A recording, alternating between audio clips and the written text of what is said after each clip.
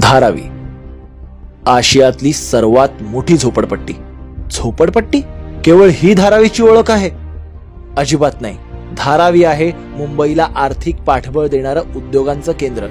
धारावी आहे वेगवेगळ्या जाती धर्म पंथांच्या एकोप्याचं प्रतीक. धारावी आहे जिद्दीनं मेहनत करून स्वप्न साकार करणाऱ्या लाखोंचं घर. धारावी आहे दुर्दम्य आशावादाचा स्रोत. काम करण्याची जिद्द असेल आणि प्रतिभेचं वरदान असेल तर जग तुम्हाला शोधत झोपडपट्टीतही येतं. हे धारावीने अगदी 10 बाय 10च्या खोलीमधून जगाला दाखवून दिलं.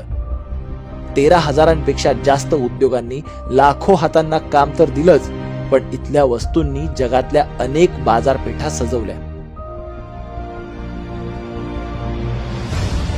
धारावीतल्या कुंभारवाड्यात एकीकडे मातीची भांडी घडली तर दुसरीकडे मुंबईच्या विकासाला हातभार लावणारी माणसं.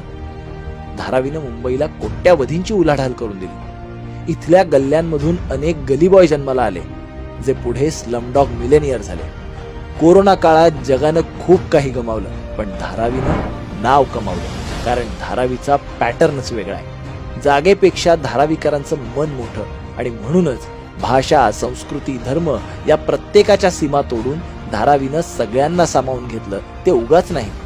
ह्याच धारावीचा पुनर्विकास करायचं ठरलंय, जो व्हायलाच हवा.